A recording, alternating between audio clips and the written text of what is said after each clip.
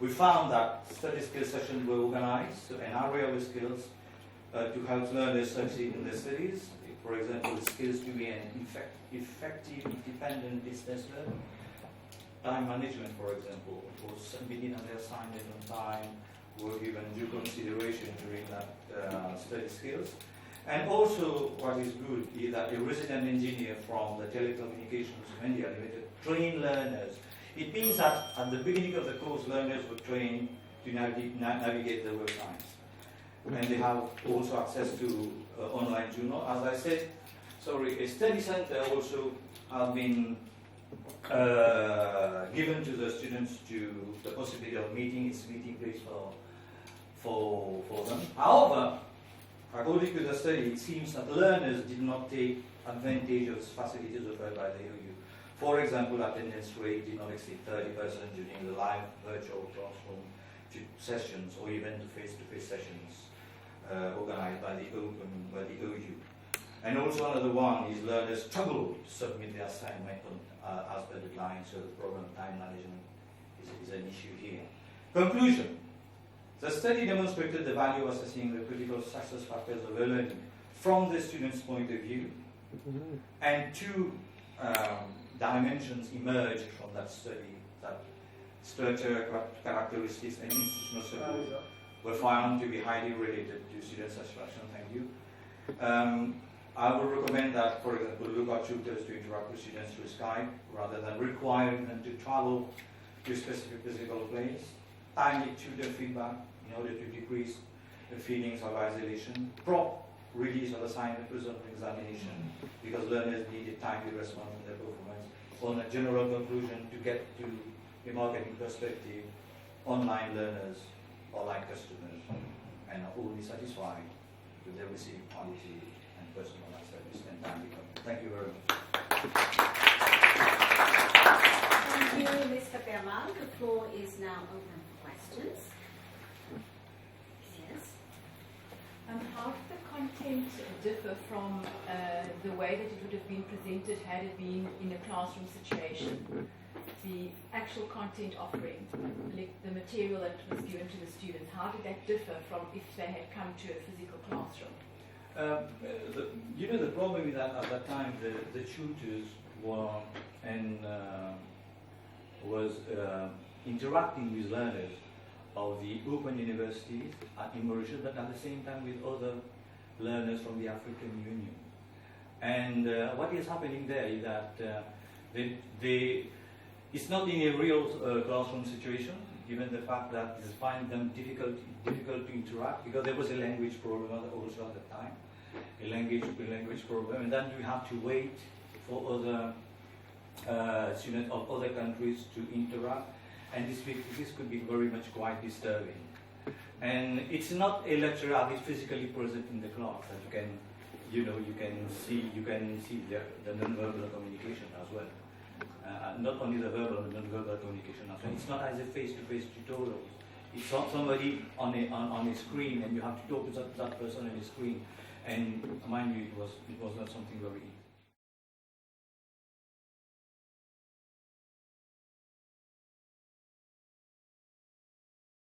We have defined sustainable software engineering behavior as the consideration of socio-physical assets during the practice of software engineering. The focus is true that has been on pro-ecological behavior, but we have seen that people who are ecological are also behaving in more altruistic and more equitable manner. Now, on the literature, there have been several theories which have been proposed for the adoption of pro-ecological behavior. We've got the theory of planned behavior from Arsene, which is more the rational approach, and there is a more emotional approach which is held by the norm activation model. However, there's one thing to adopt behavior, and there's something else to change your current behavior. And changing behavior is difficult, and it goes through different stages. First of all, you have to be ready. You first check whether you are willing to embrace the change in behavior. Then comes the stage of adoption, which is the degree to which you are adopting the change on a trial basis. And then you come the phase of institutionalization, where the change has been embedded in the organization. So this shows that it is very important to assess readiness. In fact, previous research has also shown that if your people are not not ready for a change and you try to make them perform the change, you might face a lot of resistance to change. So we have proposed a model for sustainable software engineering change readiness before, but in this section, in this research, we have tried to look at the effect of demographic variables. And why demographic variables? Because it has been a classic in study of sustainable behavior to see whether people who are of certain demographic characteristics will they have more sustainable behavior than others. Yeah. We have seen research on sustainable behavior at home and in many other places, but not in the case of software engineering, and that is why we have gone on this part.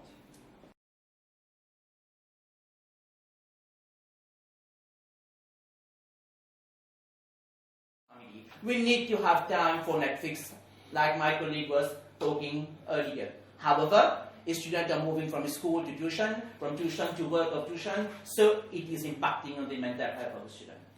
Good. Therefore, the paper, among the many recommendations, I am only proposing one and very important one. The best way to resolve the phenomenon of private tuition in Mauritius is in fact to regularize it. Drastic changes such as policies banning private tuition may not work at the Mauritian context, as parents and students are much dependent on tuition. And this has been publicized in the findings of this study. Actually, the approach must be consistent with the needs of the parents and children and with the realities of our context. Any imposed solution which ignores these factors is doomed to fail.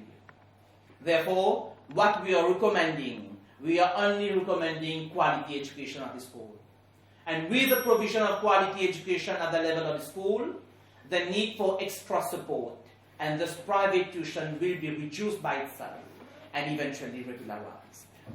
So, I would like to share many of the other information that I have in this paper. It's going for publication shortly, and I will really recommend you to have a look. Thank you very much.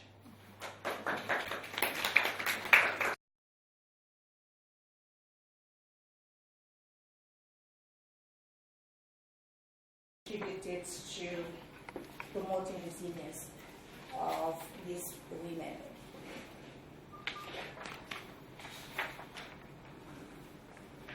Okay, so the work of Ries, Green, Husak, and Hegni has been instrumental in informing the conceptual framework of this study. They have expanded the meaning of resilience, which suggests that resilience is strongly linked to biological, psychological, and social factors, also known as the biopsychosocial factors. They have developed this model of resilience in an international study of nurses. Basically, this model illustrates that when we experience resilience, we also ideally are experiencing certain dimensions of resilience, which I mentioned: neuroticism, mindfulness, self-efficacy, and coping. So, in other words, our level of resilience and psychological adjustment is influenced by all of these variables. The model also illustrates that in the process of resilience, neuroticism mediates the relationship between all the resilience variables, basically all of this: neuroticism, mindfulness, self-efficacy, and coping, and psychological adjustment, but it also moderates the relationship between all of these variables and psychological resilience itself. This basically tells us that neuroticism is such an influential variable or dimension when it comes to the process of experiencing resilience, because it is the ability of us being impacted by negative factors is linked to neuroticism. So now I just want to explain very briefly as well some more of the terminologies which include in this model. So basically, psychological adjustment has been defined as in many ways, but ideally is the person's ability to recover, bounce back, or rebound following misfortune, change, and adversity. So, with regards to the dimensions of the concepts of resilience, with neuroticism, the higher our level of neuroticism, the more likely we may find ourselves trapped in maladaptive thought patterns. And some of the characteristics of neuroticism are things such as anxiety, stress, depression.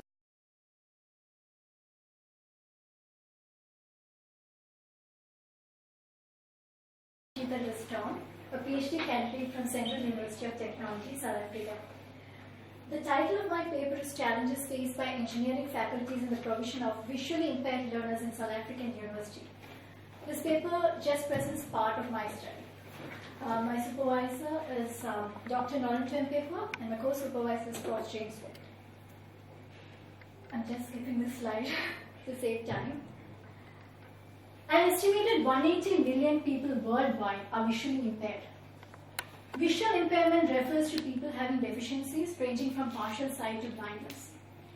Out of this 180 million people, 40 to 45 million people are totally blind. And this number is expected to double by the year 2025, making this human tragedy even more worse. According to WHO World Statistics, it states that every 5 seconds, one person in the world goes blind, and a child goes blind every 1 minute. If you look at the community survey statistics, South Africa 2017 states that 10% of South Africa is visually impaired. If you look at the figures, it's 49,626,448. Knowledge is a very important aspect in the world, and education is a way of imparting this knowledge to the people. According to Taylor, Richard, and Steenberg, the cost of educating a student in South Africa is very high. So when it comes to educating visually or mentally challenged students, the situation becomes more challenging. There are special schools to meet the educational need of these exceptional students in South Africa. But tertiary education is observed to be difficult for the students, especially for visually impaired learners. Even though visually impaired learners are being enrolled into the tertiary institutions, these institutions are not equipped with the facilities to educate these students. And these students require a lot of support for the academic from these institutions. The fact is that universities do not have enough resources to educate the students in engineering courses. And visually impaired learners face a lot of challenges in the universities, like recognizing people, finding people in a crowd, or finding information on the notice board, learning routes in the campus, finding a book in the library, or following the PowerPoint slides in the class. No vocabulary, diagrams, everything can be problematic to them. Recording classes can be useful for visually impaired learners, but every lecturer should be ready to accept such a request.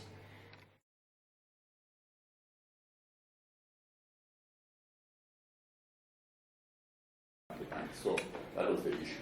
Now, it's a common feature when you go to banks in Zimbabwe, there'll be long queues. So why can't they do that banking at home? So the problem really was, is the introduction of e-banking going to help to improve the efficiency of operations in banks and reduce time wasted by employees during peak periods? Then there is, a counter statement says, however, in Zimbabwe, the uptake of e-banking has not been satisfactory as people have a culture of queuing. They love queuing. So queuing inside banking halls for transactions. I think it's a good feeling to know that you're on the queue and eventually you get your money. I don't know. Human experience, yes. They could have easily done their banking using e-banking channels, which makes it easier. I think in some of the countries in Europe now, you rarely see queues. A few times I've gone to Europe, actually, you have to even make an appointment to go and say, you go in the bank, there's nobody in the queues. And you feel like the bank is not making money with any queues. No, but there are queues online, and people are transacting all the time. Some literature, I won't get into that. It was a very quantitative study that I also won't spend too much time on it. It was quantitative based on the population of Mashonaland West, and Krejci and Morgan were used in terms of formulating the representative sample from the tables, or you can use standard deviation calculations to come up with your representative sample size, which I think is very important. So that was what was used. And because it was a quantitative study, everything else that deals with quantitative analysis and presentation of results was followed. And so you can see here, it was between the age of 15 and 64, and it was a representative sample size of 384 based on the population of that particular province where the study was done. So 283 questionnaires were returned, a response rate of 73%, which is considered reasonable to make certain inferences. Validity was tested, was sitting at about 7 or 0.7, which is acceptable in statistical analysis. Some of the results using descriptive here, and I don't think I'll take time to explain all that. A bit of interpretation of the results. It can be deduced that internet banking had the least favorable attributes as compared to mobile banking. So in other words, actually people with modern software, telephone systems, and also handsets, people are beginning to adopt mobile banking, but not so much electronic banking using internet at home and things like that. They're still resistant to that. I think mobile banking is simply for convenience. We want to send money to your relative at the village, M-Pesa and others, it works so quick and you can be able to send money and soon they'll get it. I like it actually. It is revolutionized banking in Africa by sending money online and mostly using the cell phones, because cell phones are readily available. So the study generally noticed or found out that adopting internet banking was a bit resistant as compared to mobile banking in terms of cell phone systems and whatever.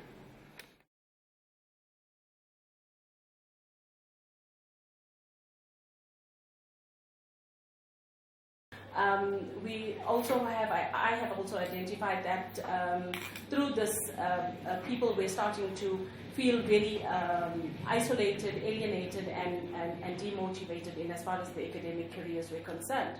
The study also covered, the study predominantly focused on the various types of plateauing, ranging amongst others, hierarchical plateauing, looking at job skill plateauing, job content plateauing, and I looked at these types of plateaus over 4 career stages, that is the exploration, establishment, maintenance, and the disengagement stage of academics. The objectives of the study, firstly, in the study I wish to establish the career plateau status of academics, and looking at the different types of plateaus, wanting to ascertain the career stage of the participants in terms of the different types of, in terms of the different stages, career stages, to identify if there was a significant relationship between the 2 variables, and to also look at whether there was a variance in career stage due to career plateauing, to look at the influence of the biographical variables with regards to both the variables, and thereafter to make recommendations that arose from the study. In the study, I utilized the mixed methods research, and predominantly there were questionnaires that were handed out electronically and personally. I also interviewed academic leaders or discipline leaders within the institution. I sampled 253 academics across all levels, from the most junior, senior tutors, developmental lecturers up to professors, and I utilized the stratified random sampling.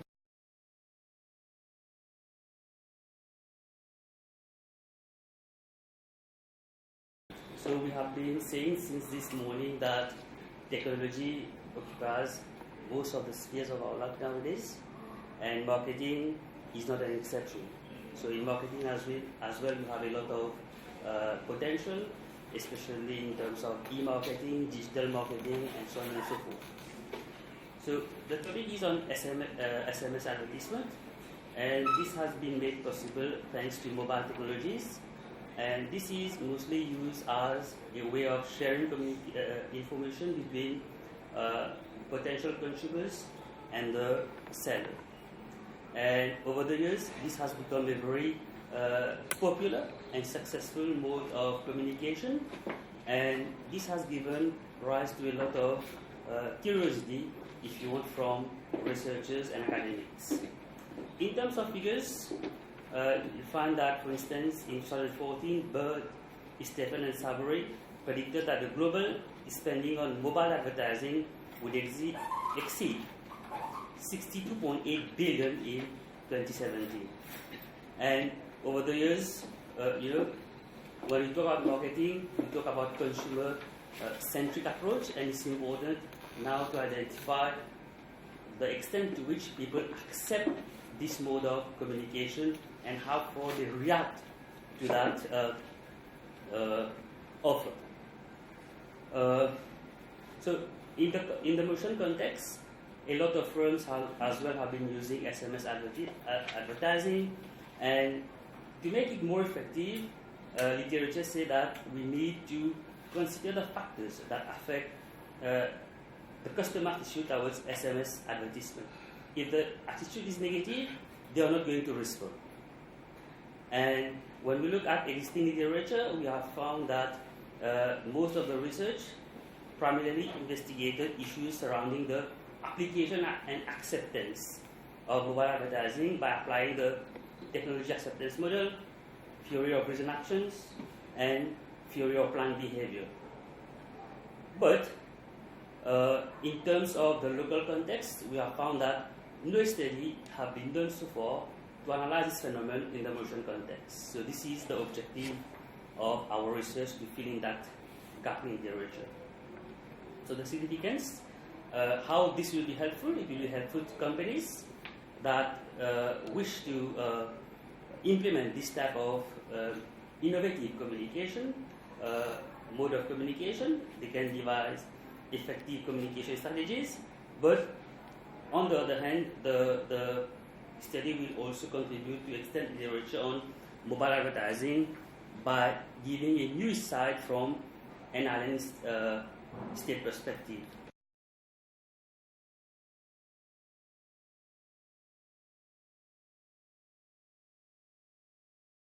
In fact, some books didn't even have it.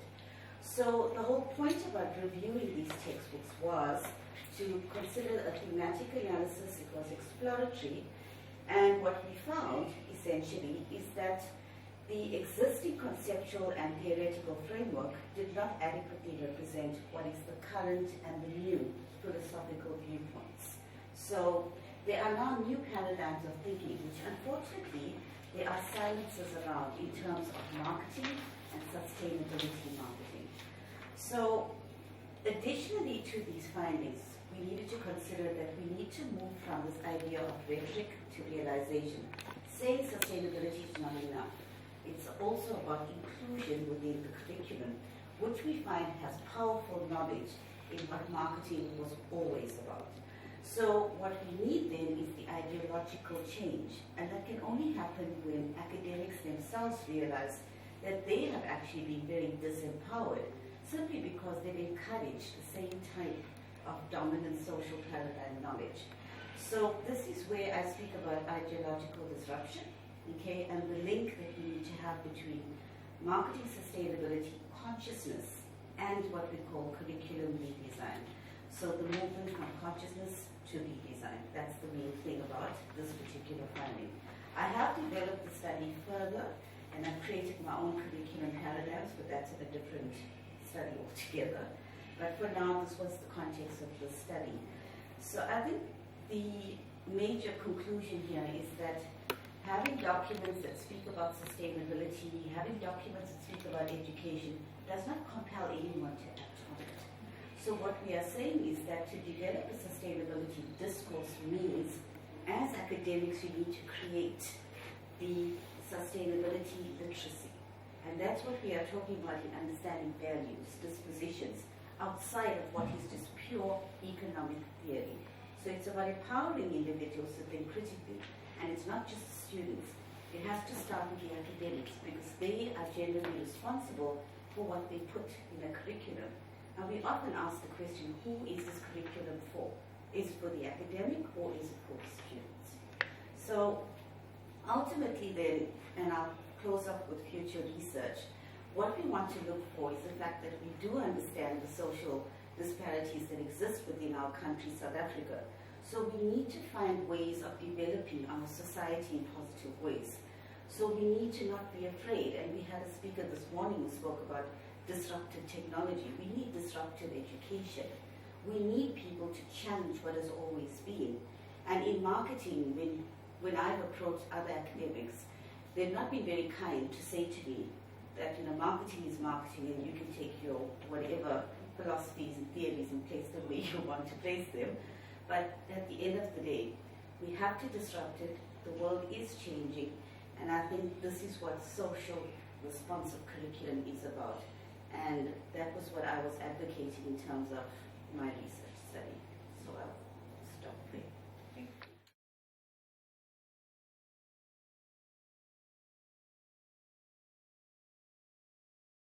you. A direct and positive impact on the corporate image. The second one, whether corporate image positively influences the customer loyalty. Third one, customers' perception of CSR positively influences customer loyalty. And the fourth one, customers' perception of CSR positively influences customer satisfaction. And the fifth one, the customer satisfaction positively influencing the customer loyalty. So basically, the framework for this research is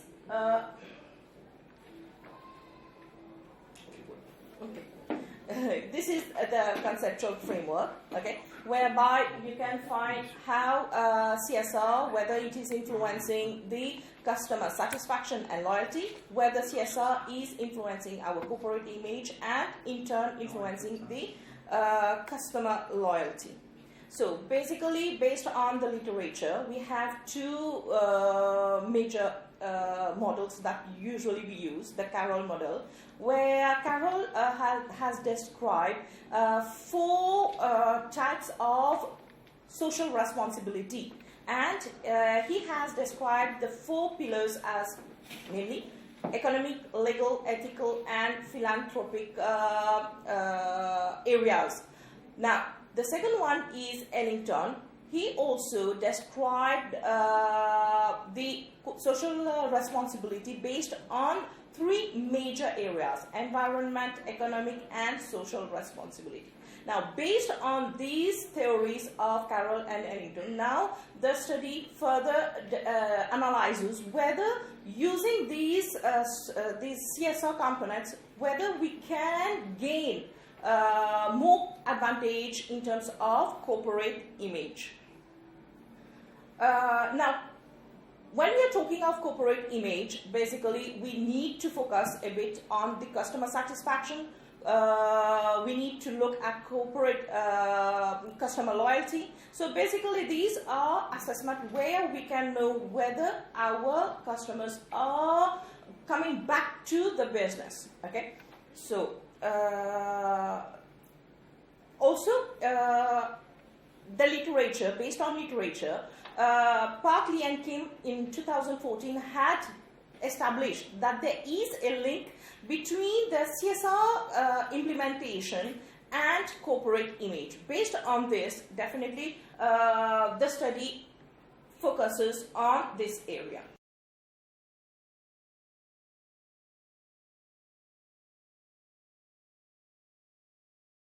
So just to give you a brief background of the study, it is a fact that women make up half of the population of the world. However, research indicates that there is currently a 200 million person shortage of ICT skilled workers around the world, and that despite the increasing number of women completing tertiary education, and hence this is not filling the gap. Moreover, why this study is important? Because as per research, it shows that the global talent shortage is currently at 30%, with the top 10 hardest jobs to fill being in STEM. However, as per the World Economic Forum Report 2016, it is seen that women will gain only one STEM-related job for every 20 jobs lost, while men will gain 1 new job for every 4. So why this disbalance? Why this mismatch? Hence, given the increasing labor and skills mismatch and gender disparity, it is therefore important to explore the situation to see why this is so and to try to come up with ways to reduce this gap. And especially in Mauritius, we have tried to see how we can bridge this gap. Hence, our research objectives are first, to investigate the gender ratio among employees in the ICT-related sector, to assess if working conditions in ICT sector are gender biased, to determine the factors which influence girls' choices to embark on an ICT-related career, and finally, to be able to devise a framework for an informed decision towards choosing an ICT-related career. One thing I forgot to mention is that this project is done in collaboration with both the public and the private sector, and one of our leading partners is Teridian, and we had the pleasure of having Mr. Munigan earlier, and he has been kind of leading on with this project as well. So just to put you in the loop, a few statistics. So from 2011 to 2016, the ratio of employment male to female in ICT. So the number of women joining the ICT sector has been increasing, but compared to the number of men, it is still less. So when we try to see even from school level, secondary and tertiary, even this is seen where actually we have larger number of girls choosing IT, computer studies as a subject to study, but still, relative to the number of guys and the number of males, so it is still less. And when we come to the other STEM subjects, it is seen that over the years there has been an increasing trend where girls have been taking up STEM subjects, but again, compared to guys, it is still relatively lower.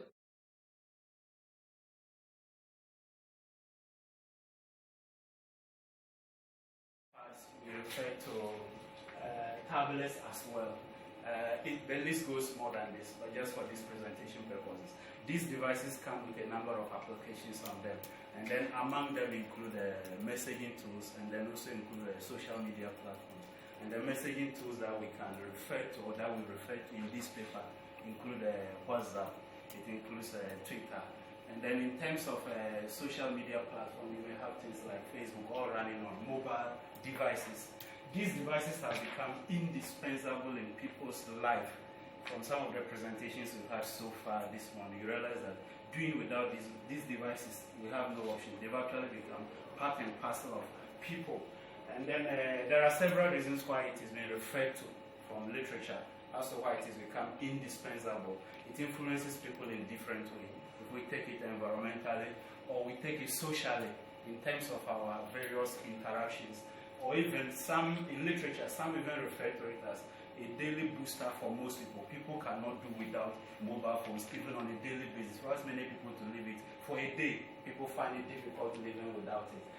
It also improves, some people in literature say it improves work efficiency and productivity and efficiency in the long run. And then some say it enables us to reach people during times of disaster.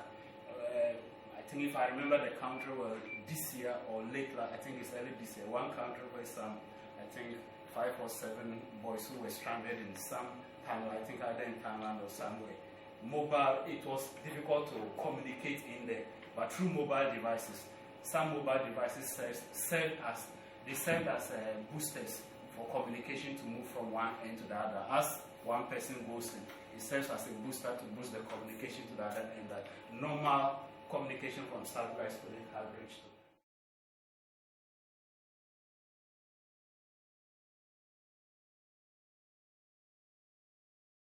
Go to the one I think will help us better. Urban governance refers to how government, okay, that's national, regional, and local, national, and regional, and the various stakeholders decide how to plan, how to finance, how to manage urban areas. And therefore, it's a whole process of contestation, negotiation, and that kind of thing over allocation of resources and various kinds of things. All right? Other issues related to the governance aspect will be what I've just mentioned, what I put down there. But let's leave that and go. There's quite a way to go. Right. So, why is urban governance important? Because, in a real sense, the Latin term de facto means in reality, as opposed to de jure. De jure means in theory, right? In real terms, city or metropolitan authorities have actually become the real providers of all essential services. And as you can see, my colleague will testify to you, when people go on what you call toi-toi, or they demonstrate against the government in South Africa, it's usually at the municipal level. Because the municipality is usually what you call is at the grassroots level, where people can interact with people, with key officials, rather at the national level, because they are somewhere else. So, because local and urban governments have become the actual providers of services to people, and they are at the cold face in terms of dealing with all the issues, the issue of governance has become a very critical aspect.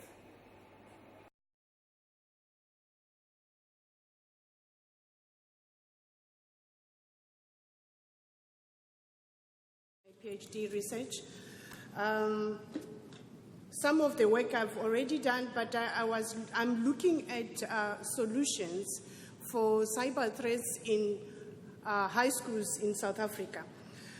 What I've done, just to give you a background, what I've done so far, I have interviewed the students. It was a focus group interview where I wanted to find out if there are any cyber threats in high schools, especially focusing in rural areas deep down, let's say in Limpopo or in Soweto, whether in high densities or in the villages.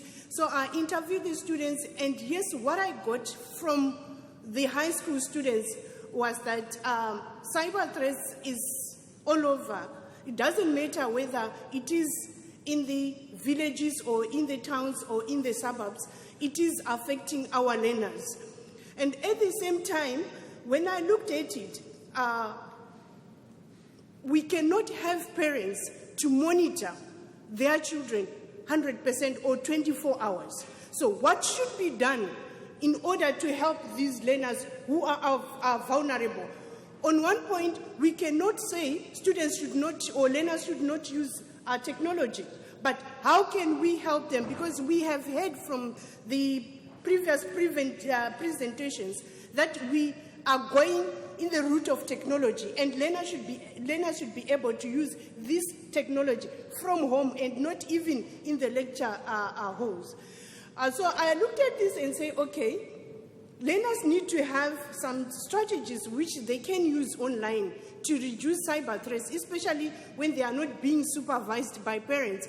So what is the best way? Is maybe to teach them the good behavior norms online so that we can reduce the cyber threats, not for them to use our technology. So from the literature which I have read, it is generally learners today do not have skills to interact appropriately with each other online. So that's why they start bullying each other. That's when they start threatening each other, because their normal behavior, which they do physically, it doesn't apply now to online, because they think they can hide behind the screen and bully each other. And at the same time, from literature, learners need to be reminded on how to communicate appropriately through technology and about long-term real-world consequences of their online behavior. Because sometimes they don't know whatever they do to another learner, it might destroy that learner at the end of the day.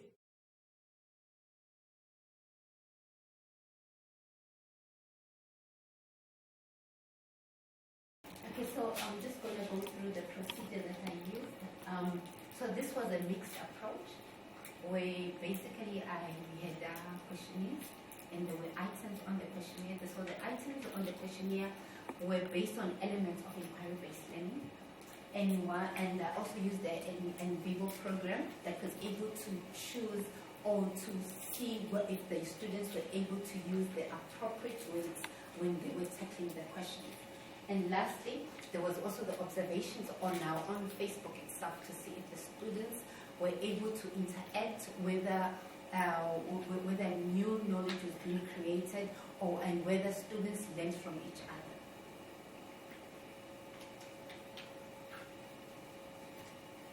So, like I said, that the elements were based on inquiry-based learning elements. So the first one was, one of the questions on the questionnaire was, did you feel like you're part of a problem solver? Or did you feel that you were given an opportunity to rethink what your response was at the beginning? And were you able now to actually apply also the concepts appropriately? And were you able to ask your peers for more clarity? And also, were you motivated to take ownership of the learning?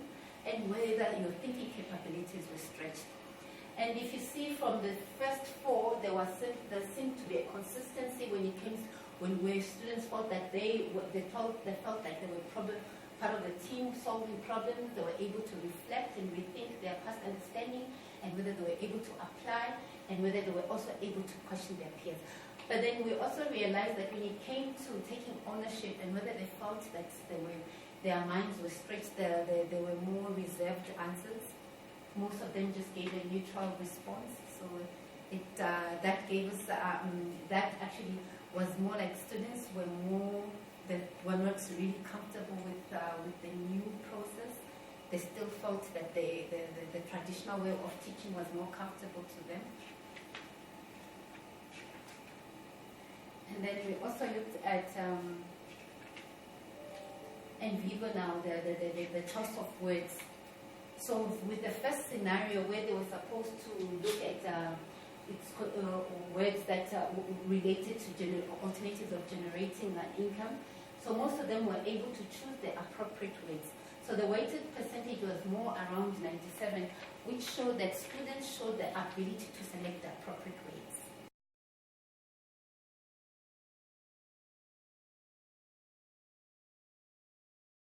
University education is technologically advancing with mobile media technologies. The use of mobile applications has become important to the educational sector.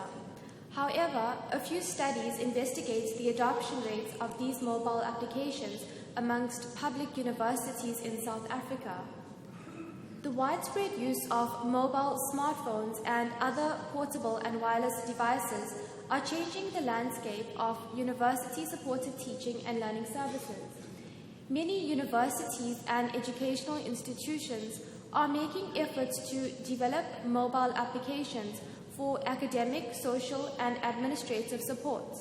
The University of KwaZulu-Natal is not an exception and has therefore developed a mobile application known as the MyUKZN app. Mobile technologies are constantly meeting university educational goals and allows students to easily access basic educational needs. However, offering such services does not necessarily mean that the student will adopt the new technology, as learners have different attitudes towards the use of new technologies, and the mere act of adopting it cannot change the learning experience. A careful examination is needed to investigate what factors influence these adoption rates amongst students, so that one can further develop it to support learning. Therefore, the purpose of my study was to explore the adoption of the MyUKZN application by the 2018 first-year students in the College of Law and Management at UKZN. So the main research question for my study was, how are the first-year students in the College of Law and Management at UKZN Pietermaritzburg campus adopting the MyUKZN app? So in order to address this main research question, the following sub-research questions piloted my study. So firstly, how aware are the students of the app? Secondly, what challenges do the students face when using the app? Thirdly, what are the facilitating conditions of the app as perceived by the students? And lastly, what is the role of social media influence on the use of the app?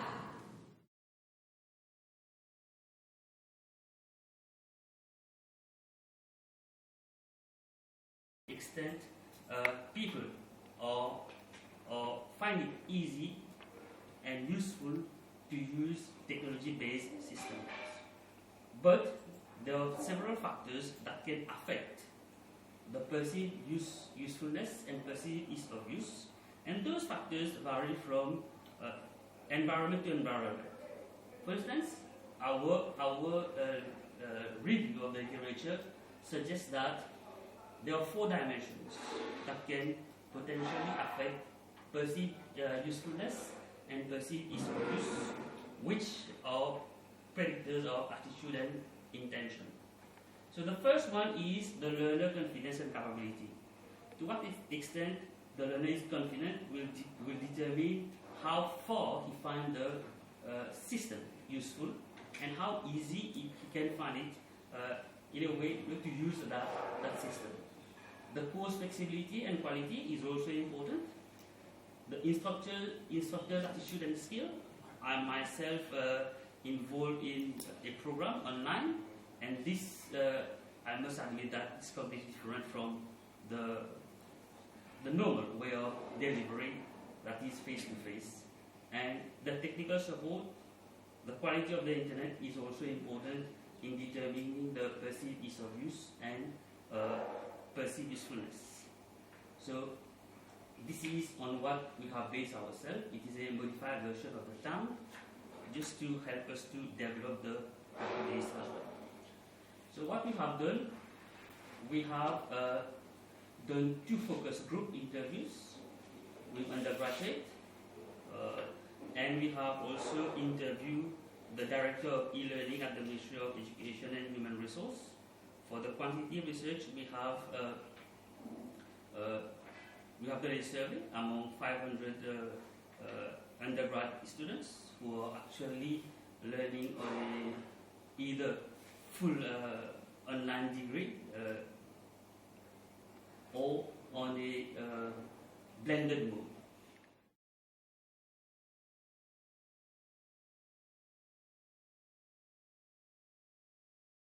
The introduction and background of the study, of the company itself, the research questions that we examined, literature review, and so on. And then I will just go through to the conclusions of the study.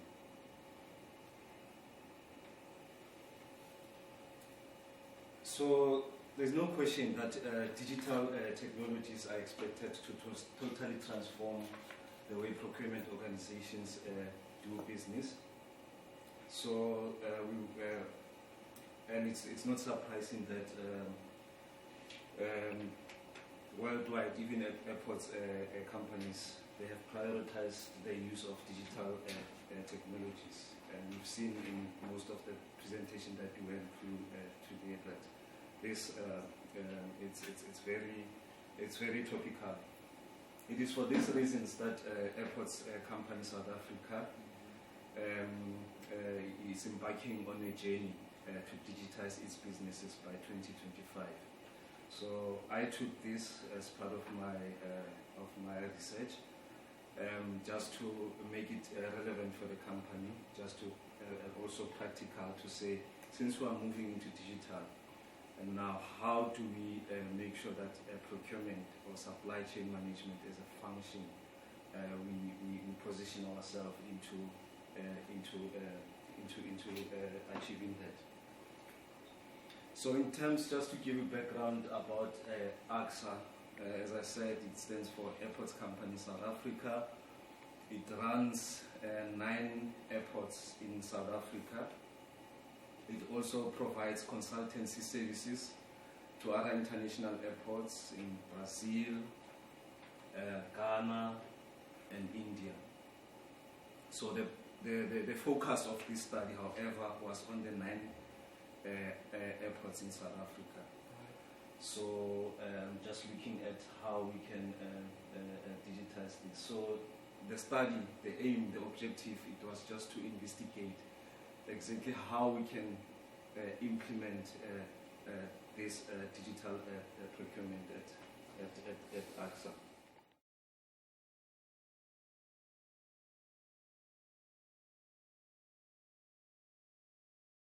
So I'll be quite practical with my presentation, and as you can see here, we'll co-present. I'll co-present with Dr. Singh from UKZN on the research we're undertaking jointly, and we are expecting this research to be, again, very practical. So at the very outset, I want to clarify one term, important term, public universities. In fact, if we check Tertiary Education Commission, our local regulator, we use the term PFI to be more accommodating and to involve other institutions of higher education.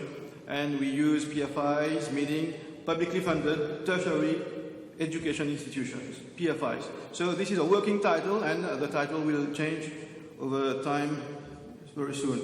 So the structure of the presentation will be as follows. I will cover some main reasons why we need research in social media governance, and I will also present a few literature which shall help in this study, and also the objectives, while Dr. Singh will cover the methodology used and the main findings and provisional recommendations. I say again provisional recommendations because this is a research which is in process. It's ongoing. So what are the compelling reasons why we need research in social media governance? If we observe the media, observe society, observe the local context, we can see that nearly each week we have social media incidents reported in the press, at least one per week. And this calls for attention. Why so many mishaps? Why so many misbehavior online? People don't know how to use social media. We use these media just for fun, and we go sometimes overboard. So these are questions. One question which has prompted me to think about governing, coming with a paper to clarify how to govern social media. And then if we look at authorities locally, last year, it was around September 2018, I'm sure that you have followed some debates on media following a paper, an opinion paper published by the Law Reform Commission. I'm sure that those who are in Mauritius, they have followed that debate. The Law Reform Commission is coming with a paper on the law on social media, covering everything from fake news, fake profiles, and other misbehavior through social media. So interest by the authorities is here because they have found that there are problems in the usage, control, administration of social media. And then another compelling reason why this research can be important is that if you follow the trend elsewhere, other universities worldwide, they have social media guidelines for staff and students. In Mauritius, what is the situation? We can probe into that through this research. And now I would this is just a glimpse of some newspaper clippings about recent activities. If I translate a few of them, for example, a video gone viral about a biryani party in a school, and this has embarrassed the authorities, and it has been debated in the media. And there are also instances where Facebookers, they're condemned because of misbehaviors, and this is a weekly occurrence in Mauritius. And many go unreported also. So here, what about the situation in public universities? So again, this research will try to address that issue. And about social media usage in Mauritius, we can see that Facebook is the most popular actually. And about the demographics using Facebook, we see that those who are between 25 and 34, it's a peak. So it's no more a younger generation. I would say those who are above 25 also, they are using social media a lot.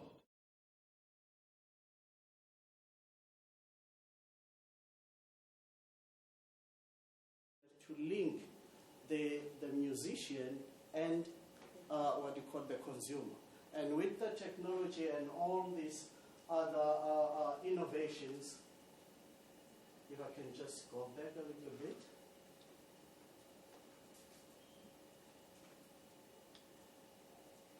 If we can just focus on this slide, these are companies that are actually signing musicians, but recently they've been investing also on technology. If you look at Universal Music, about 49.3% of revenues that are generating from the digitization. Gallo Records, Sony, they are up there on the 23%. Look at Universal Music, that is actually now looking at the market, but is using another system, the streaming, what you call service. And they are making a lot of money by digitizing quite a number of activities there. Sony Music also is making a lot of money there. But one service in particular, the screening service, is actually making a lot of money now. The only difference on this one, musicians are benefiting more on this one. Although, remember we said we now have the intermediary. So these guys, these companies, these are intermediaries. But they are there now to link the musician who's making the music and the consumer who's consuming the music. Those are the people who are bringing money. And these guys are actually making this industry now more viable and more economically viable. And the research problem on this study, we're looking at the traditional supply chain model. That is not creating economic value and also is not actually producing that business proposition for the musician. That was the problem. How can we transform that? Then we looked at a few, objectives. We're trying to establish the challenges that are associated with this thinking, the transition from analog to digital. The second one, we're looking at the process. The process is too long. By the time the musician is getting that check, it's after so many months or maybe after 2 years or something like that. Now you will be starving for a longer period of time. By the time you get those few cents, because now there is a small portion a musician is getting from this industry. And the bigger portion is being taken by the record labels. But now, in recent time, because of these innovations, we've seen some changes. Young musicians, they make music in their own small rooms, and they can sell those music on their own. All right, so we can, I know there is a question mark there, the copyright and the legal part of it, that was not part of the study. Right.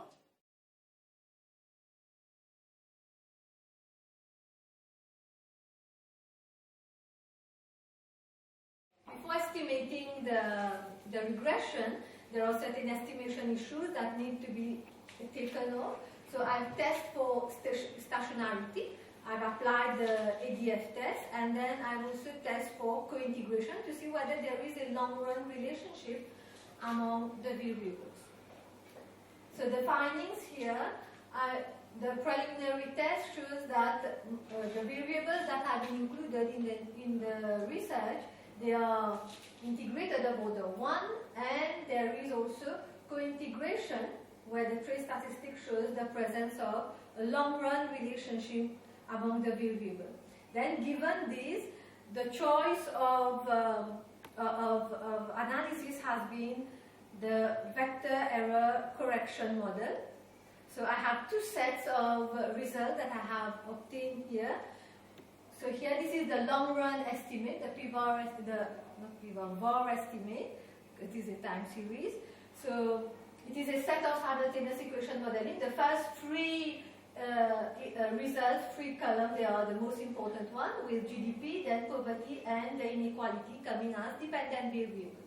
So if we look at the second column with GDP as a dependent variable, we can see that if we have poverty and inequality, both they are going to reduce economic growth of the country.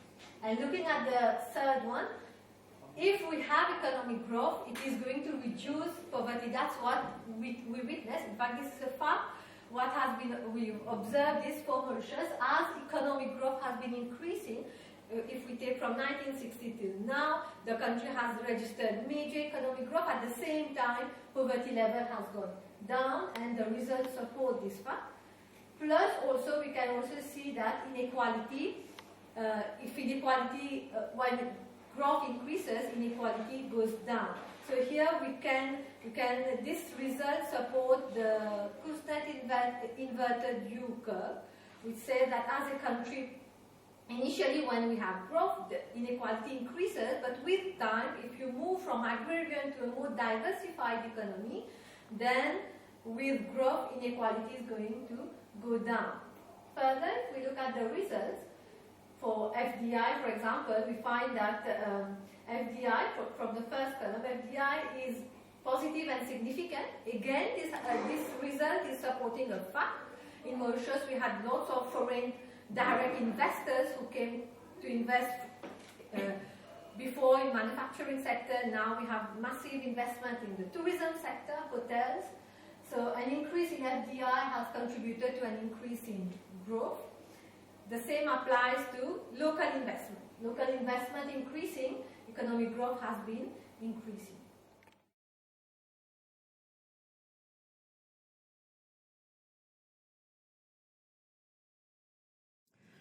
Just to set the scene about the health status of teachers in South Africa, I don't know if it's the same in Mauritius, but the worldwide trend is that people are not doing physical exercises anymore. There's a lot of reasons for that, but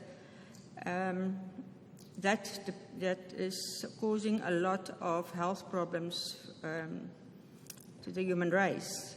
A lack of physical exercise and poor nutrition is the main causes for children to have poor muscle development and stunting, and the sedentary lifestyles and high work-related stress of teachers, and also their poor knowledge, you won't believe it, poor knowledge about nutrition are the main causes of obesity and lifestyle diseases as hypertension, diabetes, and the rest.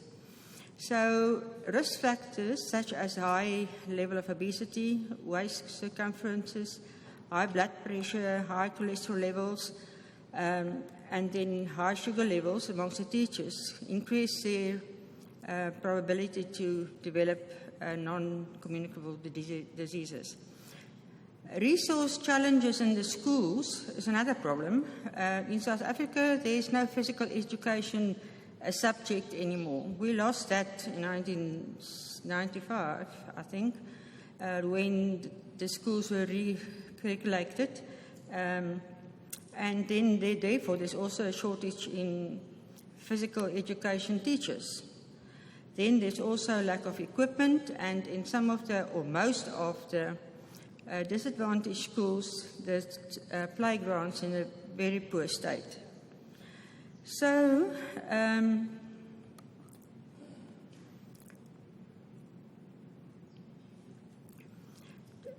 there was a project, to give you a background, in combination with the universities in Switzerland and the Nelson Mandela University, to look at ways to help children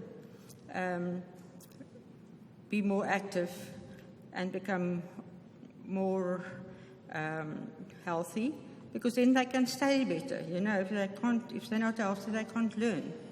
So this project, called the DASH project, which stands for Disease, Activity and School Children's Health, ran in 2014 to 2017 with 8 of the former disadvantaged communities in Port Elizabeth in South Africa.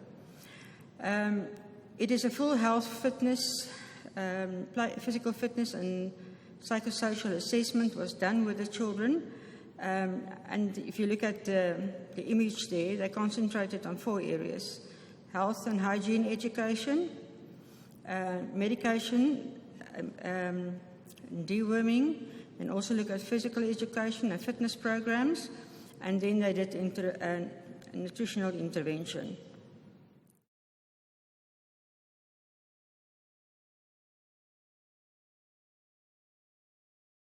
Website, it is like something just like your local shopkeeper. So you have a trust, you build trust with the website as well. So this is very important. So how did we go about the research? So for me, it was not important to have a large customer base and try to see, because I had no idea really what was going on in the minds of the customers. So what we did is mainly qualitative. It's more about exploration and trying to find the reason, which can be used, obviously, in a sequential mixed method than to do a quantitative study on a larger scale. But this was not the point. Here it was more trying to discover things from the perspective of the participants. So we focused on the qualitative approach, which is really critical social research. So trying to see how we understand the whole concept and the dynamics of it. And we tried to have two focus groups where we ask them basic questions about, well, what are your habits, your preferences, what is attractive in certain international websites, and what is lacking in our local websites, etc., etc. And the whole point is trying to understand, and this is, like I said, a very personal, pertinent question for myself, trying to understand why people they want to borrow my credit card, but then they don't want to buy a local, but then they want to buy it global. So, what did I say? What did we discover? So the basic ones was mainly about the buying habits. I expected more, but then it seems like Mauritians are very reasonable. We don't buy online like each day. Okay, it's like very, very reasonable, like once each 2 months or a bit more, but not that much. Even when it comes to spending online, for certain security reasons, they don't spend more than 1,000 rupees, unless they trust. And this is very exceptional. So, in a nutshell, we can say that they spend about $30 maximum on one particular purchase. Okay, so that's also very interesting, and like several people have been repeating the same. Right? So it ranges from 200 rupees to 1,000 rupees, which is about maximum $30. So it's like a psychological limit that we don't want to exceed.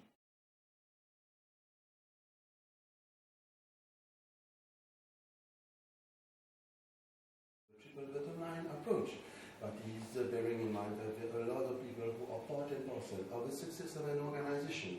Eventually, this brought us to the enlightened approach, that is to focus on long-term objectives and not only to rely on short-term ones.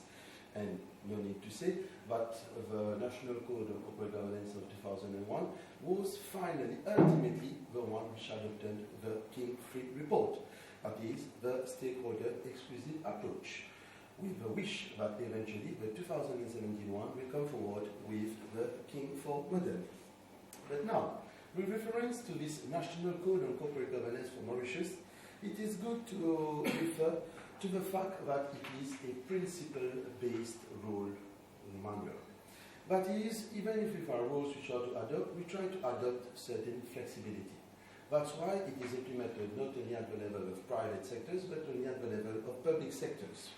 Consequently, the document in itself provides an extensive explanation on how eventually to apply the core principles. And in order to proceed, it is essential for us to refer to the 8 core principles which actually lay much emphasis on the powers and duties of the directors. That is, they have tried to incorporate the duty of skill and care, the fiduciary duty, to avoid the conflict of interest, all the key principles which eventually have helped to the enhancement of corporate governance in our context. First of all, you have definitely the governance and the structure.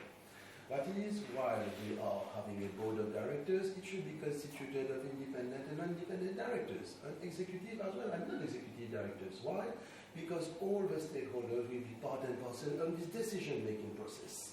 We are talking of the structure of the board. That is, we rely not focus on the board so as to share the mission and the vision of the organization, but also of having different core committees, which will be here in order to support the organization. The third principle being the director's appointment. You know, in many cases we tend to have this political influence or interference. And actually, according to this code, we are to adopt a fair practice across the floor in the appointment of the different directors. Ultimately, once the director has been appointed, we have to elaborate or at least to list the different duties that are expected from him. And when we are talking of duties, we are not talking only of statutory duties, but also of duties which goes much beyond the simple recommendations that are being made.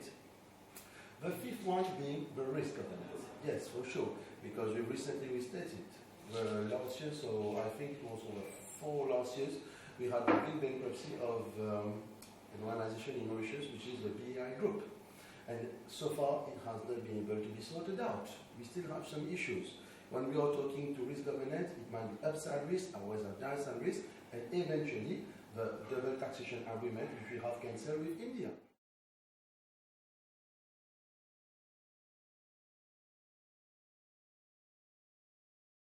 So the title of the presentation is the State-Led Quality Management System in Higher Education at National Level. And it is the case of public-funded institutions in Mauritius. Well, as far as the context of the study is concerned, I start with the African context because Mauritius pertains to Africa. The African higher education systems are facing great challenges, and this includes Mauritius also. And amongst these challenges, we have the massification of higher education systems and internationalization of higher education. Obviously, there is a need for quality assurance systems, be it internal as well as external. I wish to point out that within the context of this study, when we will speak about external quality assurance system, this will refer to quality management at national level, based on the literature, namely the Brennan and Shaw, where quality management and quality assurance, external quality assurance systems are used, the terms are used interchangeably. The Mauritian higher education system is a binary one with private and public funded institutions. And this is evolving rapidly and undergoing changes with the forthcoming legislation on HE, higher education. In 2005, the total enrollment was 28,814. And in 2017, figures indicate that the enrollment has doubled, and it is about 48,007, according to TEC's report of 2018.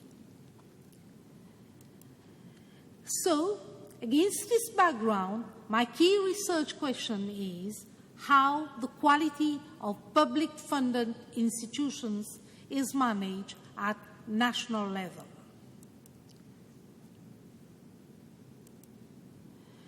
My literature review obviously starts with definition and approaches to quality, namely with the typologies of Barnett, 1992, Harvey, and Green. And as we are all aware, as far as the typologies of quality is concerned, we have the fitness for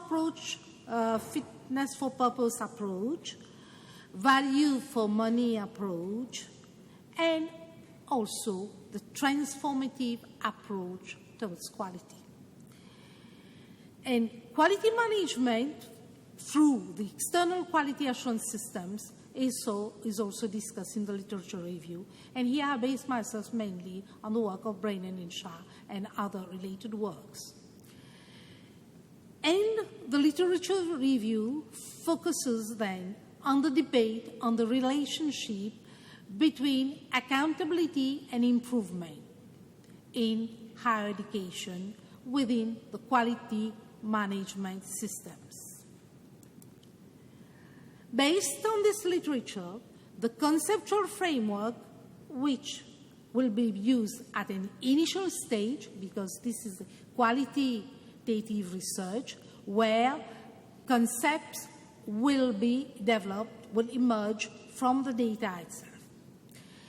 So, the broad concept of quality, the phenomenon, I would say, of quality management is here, and we have, in theory, two arms, the accountability arm and the improvement arm. This is from a theoretical perspective.